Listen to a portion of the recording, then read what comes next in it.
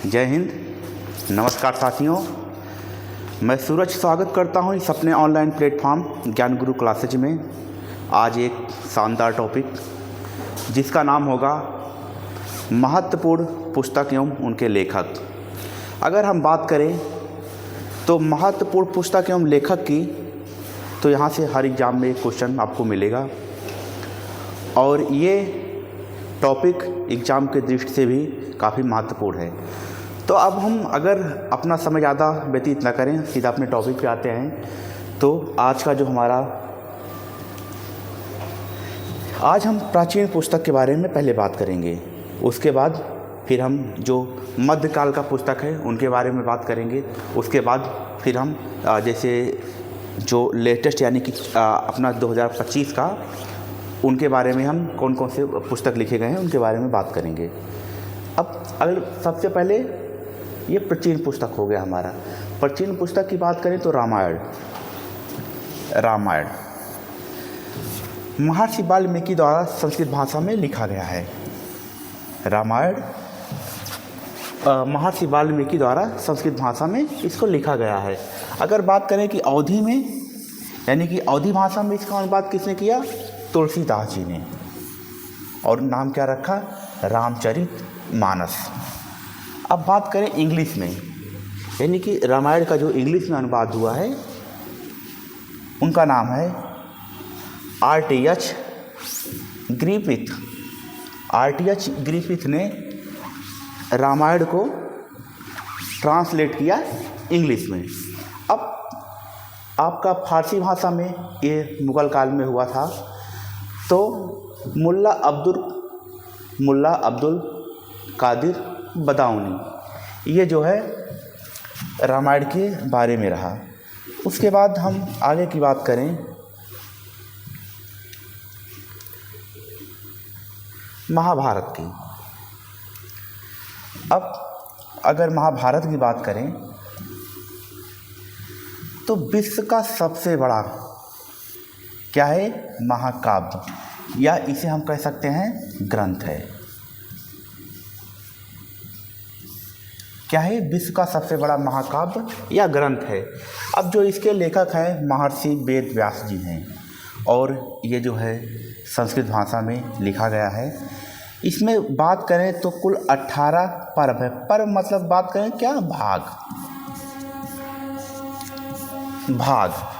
अब इसके जो 60वां पर्व है, इसका जो 60वां पर्व है, ये इसका भीष्म पर्व, यानी कि इसमें भगवत गीता का उल्लेख किया गया है 60वें पर्व में। अब इसका जो अन्य नाम है, और नाम इसे जय संहिता के नाम से भी जानते हैं, जय संहिता। अब बात करें फारसी भाषा में अनुवाद अकबर द्वारा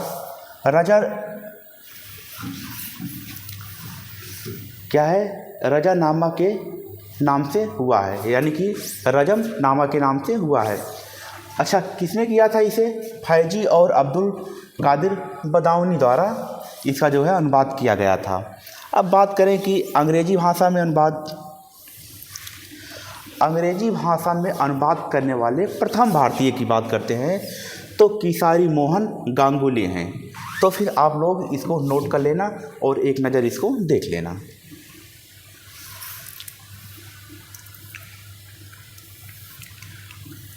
अब हम बात करें तो योग सूत्र महाभाष्य।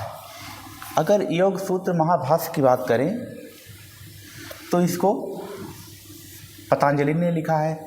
नाटक शास्त्र की बात करें, इसे बाइबल भी कहा जाता है, तो इसे अगर बात करें तो भारत मुनि द्वारा लिखा गया है। अब बात करें अष्ट अध्यायी की, तो पाणिनि ने इसको लिखा था। अब अगले नंबर पर आता है अर्थशास्त्र। अर्थशास्त्र को हम राजनीति भी कहते हैं, राजनीति शास्त्र भी कहते हैं। तो इसको चाणक्य जी ने लिखा था। इनका एक और नाम है कौटिल्य। अब बात करें मुद्रा राक्षस की, तो मुद्रा राक्षस जिसने लिखा था वो थे विशाख दत्त। कौन थे? विशाख दत्त। उसके बाद पृथ्वीराज रासो को चंद्रबरदाई किसने लिखा था? चंद्रबरदाई। अब बात आता है मृच्छ कटिकम, क्या है? मृच्छ कटिकम, महाराज शूद्रक। किसने लिखा है? महाराज शूद्रक। अब आता है बुद्ध चरितम या बुद्ध चरित्र और सौंदर्य नंद। अश्वमेध के द्वारा इसको लिखा गया है, अश्वमेध। उसके बाद आता है वृत्त संहिता, ये इम्पोर्टेंट है। वैसे इम्पोर्टेंट इसमें सब है, मुद्रा राक्षस, इसको पंच सिद्धांतिका, वृत्त संहिता या पंच सिद्धांतिका बराह मिहिर द्वारा इसको लिखा गया था। उसके बाद आता है महाविभाषा शास्त्र, वसुमित्र।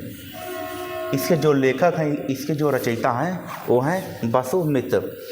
विष्णु शर्मा ने पंचतत्व नाम की एक पुस्तक लिखा था। तो अब हम अगर बात करें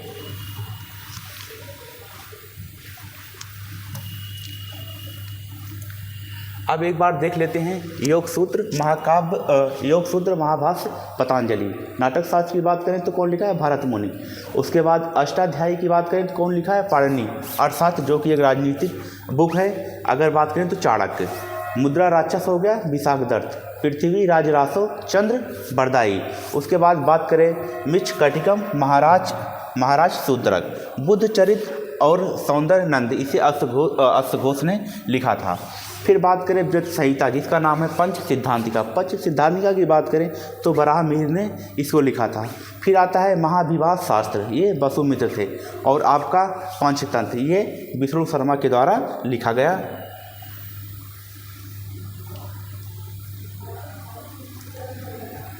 आता है फिर अगले नंबर पर क्या है? कामसूत्र। कामसूत्र की बात करें तो वात्सायन। उसके बाद आता है अगला चरक संहिता। चरक संहिता को किसने लिखा है? चरक ने। फिर आता है मनुस्मृति, इसको विधि पुस्तक माना जाता है। इसे किसे लिखा है? राजा मनु ने लिखा है इसको। अब बात करें कथा सरित सागर, सोमदेव। उसके बाद आता है 10 कुमार चरित, दंडी जी ने इसको लिखा था। हर्षचरितम तथा कादंबरी, बाणभट्ट, ये काफ़ी इम्पोर्टेंट है। अच्छा, इम्पोर्टेंट इसमें सारे क्वेश्चंस हैं।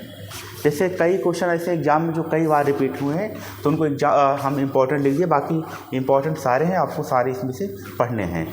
तो हर्षचरितम तथा कादंबरी जो है बाणभट्ट द्वारा लिखा गया है। अब बात करते हैं रत्नावली। क्या? रत्नावली और नागानंद प्रियदर्शिका, ये हर्षवर्धन जो है, ये हर्षवर्धन के द्वारा लिखा गया पुस्तक है। हर्षवर्धन एक राजा थे। अब बात करते हैं मालती माधव, इसको भवभूति ने लिखा था। उसके बाद गीत गोविंद जयदेव। अब बात करें राजतरंगड़ी, ये कश्मीर के राजाओं का इतिहास है। राजतरंगड़ी जो है, इसमें कश्मीर के राजाओं का इतिहास है, जो कि किसके द्वारा लिखा गया था? कल्हड़, ये कल्हड़ के द्वारा लिखा गया था।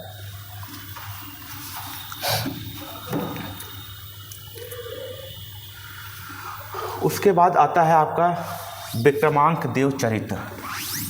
इसके लेखक कौन थे? बिल्हड़। यानी कि विक्रमांक देव चरित्र ये बिल्हड़ के द्वारा लिखा गया था।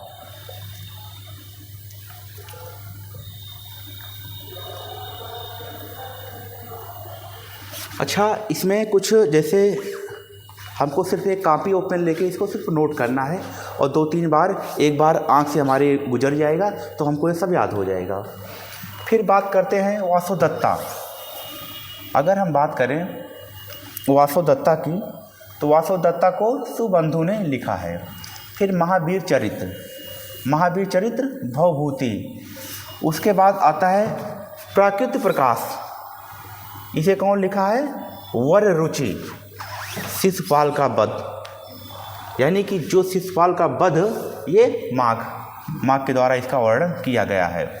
अब बात करें हेमचंद सूरी कुमारपाल चरित। कुमारपाल चरित के लेखक कौन है? हेमचंद सूरी। फिर आता है इंडिका। अब अगले नंबर पर क्या है? इंडिका। अगर इंडिका की बात करें तो ये जो है मेगास्थनीज ने इसको लिखा था। बीजक की बात करें कबीरदास को आप लोग अच्छी तरह से जानते भी होंगे। लीलावती ये एक गणित की पुस्तक है, गणितज्ञ है। तो बात करें इसको जो है भास्कराचार्य जी ने इसको लिखा था। लीलावती ये क्या है? गणित की पुस्तक है। लीलावती गणित की पुस्तक है, इसको भास्कराचार्य जी ने लिखा है। अब आर्यभट्टीय की बात करें, आर्यभट्टीय तो आर्यभट्ट ने लिखा था, इसके नाम से ही आपको याद हो जा रहा है। शिव की बात करें, शिव की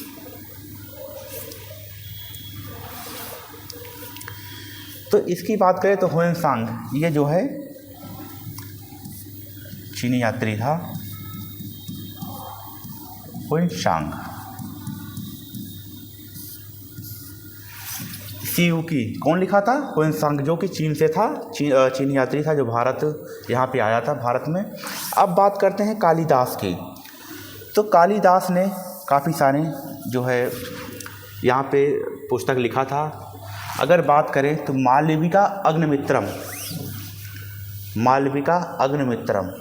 ये क्या है? काफ़ी इम्पोर्टेंट है, ये आपको इतिहास में भी मिल जाएगा। अग्निमित्रम और मालविका के बारे में वर्णन किया गया है, इन दोनों के बारे में वर्णन किया गया बहुत अच्छी तरह से। उसके बाद बात करें कुमार संभवम ऋतु संहार। उसके बाद क्या है? मेघदूतम के बाद अभिज्ञान शंकुतलम। क्या? अभिज्ञान शंकुतलम। तो ये भी इम्पोर्टेंट है, अभिज्ञान शंकुतलम। उसके बाद आगे की बात करें तो अब हमारा जो आता है वो मध्यकाल का इतिहास है। ये एक पार्ट में समाहित नहीं हो पाएगा, क्योंकि जो एकदम लेटेस्ट है 2025 के हैं, लगभग जनवरी से दिसंबर की बात करें तो उनको यहाँ पे अभी नहीं लिखा गया, उसके लिए हम दूसरा पार्ट बनाएंगे। अब तक जो हमने पढ़ा वो प्राचीन इतिहास के थे, यानी कि जो प्राचीन काल के थे वहाँ के थे, काफ़ी इम्पोर्टेंट थे। अब हम मध्यकालीन इतिहास के जितने भी लेखक हैं, उनके पुस्तक हैं, उनके नाम हम लिखते हैं। ये क्या है?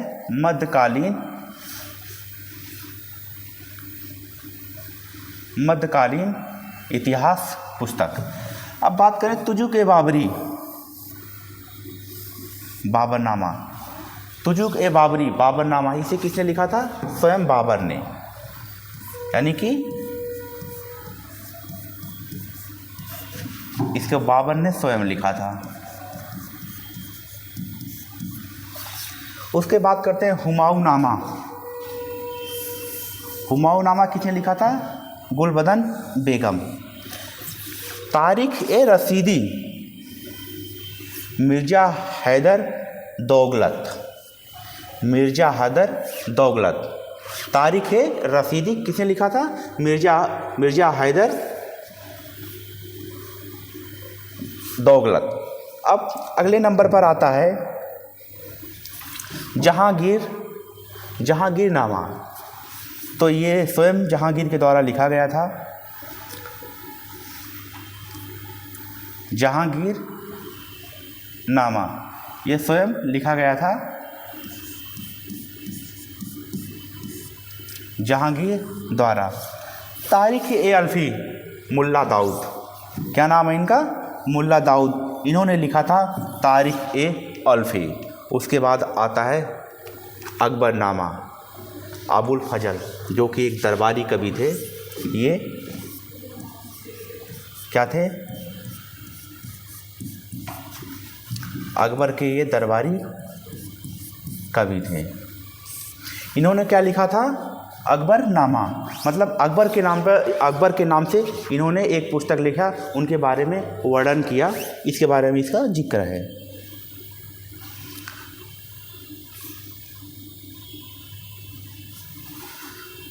अब बात करें तो ये जो लिखा गया था अकबरनामा, ये फारसी भाषा में था। किस भाषा में था? फारसी भाषा में। इसका जो थर्ड वाला पार्ट है, इसके जो थर्ड वाले पार्ट में आईने अकबरी के नाम से जाना जाता है। इसकी जो थर्ड वाला पार्ट है, क्या नाम है उसका? आईने अकबरी। उसके बाद अब हम आते हैं तबकाते अकबरी। ये क्या था? आईने अकबरी, ये तबकाते अकबरी। इसे निजामुद्दीन अहमद, किसने लिखा था? निजामुद्दीन अहमद लिखे थे। अब एक नज़र में देखते हैं जल्दी से, तुजो के बाबरी किसने लिखा था? बाबर। और हुमायूं नामा गुलबदन बेगम, तारिक रसीदी मिर्ज़ा हैदर दौलत। उसके बाद फिर आता है जहांगीर नामा, तो जहांगीर द्वारा स्वयं लिखा गया था। मुल्ला दाऊद ने तारिक अल्फी लिखा था। अगर अबुल फजल की बात करें तो इन्होंने अकबरनामा लिखा था, जो कि फारसी भाषा में था। इसका जो तीसरा पार्ट है उसे आईने अकबरी के नाम से जाना जाता है। अब बात करें तबकाते अकबरी, ये निजामुद्दीन अहमद के द्वारा लिखा गया एक बहुत ही महत्वपूर्ण पुस्तक है। अब अगले नंबर पर आता है इकबाल नामा ए जहांगीरी। क्या नाम है? इकबाल नामा ए जहांगीरी। ये मुस्तमद खान जी इसको लिखे थे। उसके बाद बात करते हैं पदशाह नामा, जो कि इम्पोर्टेंट है। अगर पदशाह नामा की बात करें तो अब्दुल हामिद लाहौरी, अब्दुल हामिद लाहौरी ने इसको लिखा था। तारीख़ शेरशाही, तारीख़ शेरशाही की बात करें तो अब्बास खान सरवानी ने इसको लिखा था। बात करते हैं मुंतखब तवारीस। क्या है? मुंतखब तवारीस, इसे अब्दुल कादिर बदाऊनी ने इसकी जो है इस पुस्तक को लिखे थे। और बात करते हैं आलगीर नामा की बात करें तो मोहम्मद काजिम, आलगीर नामा ये किसने लिखा था? मोहम्मद काजिम। उसके बाद इसका औरंगजेब का प्रारंभिक 10 वर्ष का इतिहास इसमें दिया गया है। यानी कि जो आलगीर नामा है मोहम्मद काजिम के द्वारा लिखा गया है। औरंगजेब का इसमें शुरू के, यानी कि शुरुआत के 10 वर्षों का इतिहास इसमें समाहित किया गया है कि औरंगजेब ने कैसे शासन किया था, किस हिसाब से वो अपना देश चला रहे थे, इसके बारे में वर्णन किया गया है।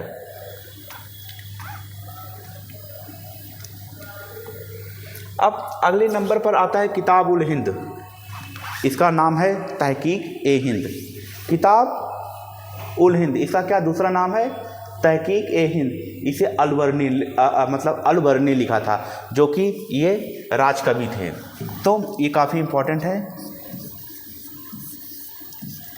उसके बाद आता है कानूनी मसूदी। ये भी क्या लिखे थे? अलबर्नी ने। यानी कि अलबर्नी ने क्या? किताब उल हिंद, तहकीक ए हिंद, उसके बाद कानून मसूदी, ये अलबर्नी ने लिखा था। अब बात करते हैं लैला मजनू। इसको किसने लिखा था? अमीर खुसरो। अब बात करते हैं किरान उस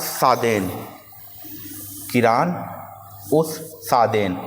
तो इसको भी अमीर खुसरो ने लिखा था। यानी कि अलबर्नी ने यहाँ पे 2 लिखा, अमीर खुसरो ने 2 लिखा, लैला मजनू और किरान उस सादेन।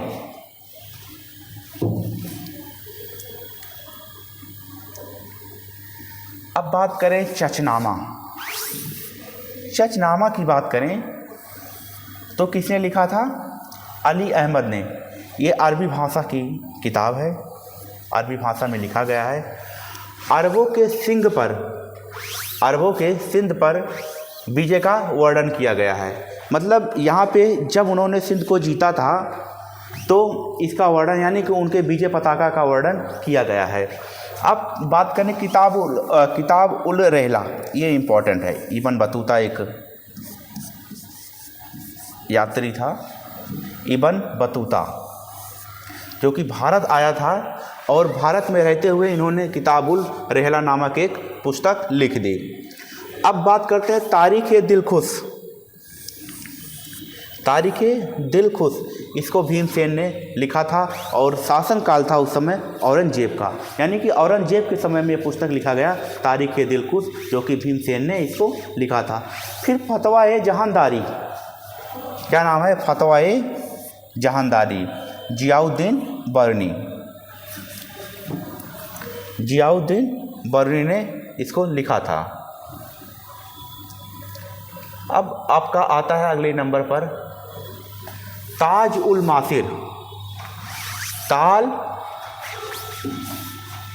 उल मासिर किसने लिखा था इसको? हसन निजामी। इसके जो लेखक हैं वो हैं हसन निजामी। फिर दिल्ली सल्तनत का पहला आधिकारिक इतिहास है ये पुस्तक, मतलब पहला आधिकारिक इतिहास का पुस्तक है कौन सा? ताज उल मासिर। इम्पॉर्टेंट है इसलिए इसको आप इम्पॉर्टेंट लिख लो। फिर बात करें तारीख़ मुबारक शाही, क्या नाम है? तारीख़ मुबारक शाही, बिन अहमद सरहिंदी। इसके जो लेखक हैं बिन अहमद सरहिंदी, इस पुस्तक को लिखे हैं तारीख़ मुबारक शाही। फिर आता है तारीख़ फिरोज़ शाही, जियाउद्दीन बर्नी। किसने लिखा है इसको? जियाउद्दीन बर्नी। फिर बात करते हैं मासिर ए आलमगीरी। जैसा अभी हमने कहा कि इसमें कुछ ऐसा नहीं है कि हम इसको आपको विस्तृत जानकारी दें कि इसमें क्या कैसे है, बस आपको सिर्फ यही याद करना है कि ये पुस्तक है और इस पुस्तक को लिखने वाले इस लेखक का ये नाम है, यही याद करना है, जो कि आपके एग्जाम में ये काफ़ी महत्वपूर्ण है और आता भी है।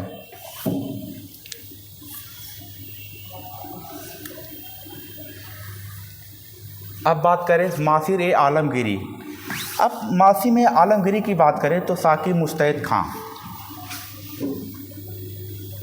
साकी मुस्तैद खां औरंगजेब का इसमें शासन लिखा गया है, उन्होंने कैसे अपना राजपाट संभाला इसके बारे में बात किया गया है। फिर शाहनामा, जो कि काफ़ी इम्पोर्टेंट है, शाहनामा। शाहनामा की बात करें तो फिरदौसी नामक एक लेखक थे जिसे शाहनामा लिखे थे।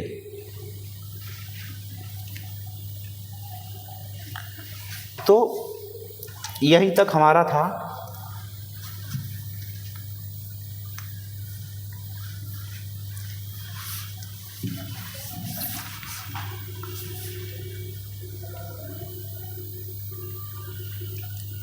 यहीं तक था।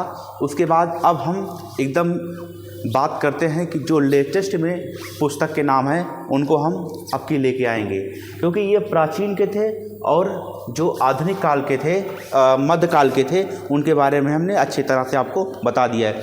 तो आप लोग इसको एक बार वीडियो एक नज़र में ज़रूर देखना। अगर कम से कम 2-3 बार आप इसको देख लोगे तो आपको सब यहाँ पे याद हो जाएगा। तो बहुत ज़्यादा परेशान होने की ज़रूरत नहीं है, इसी चैनल पे बने रहना। यहाँ पे आपको यूपीपी और होमगार्ड से संबंधित सारी सामग्री यहाँ से मिल जाएगी। तो आज हम अपना क्लास यहीं पर एंड करते हैं। जय हिंद, जय भारत।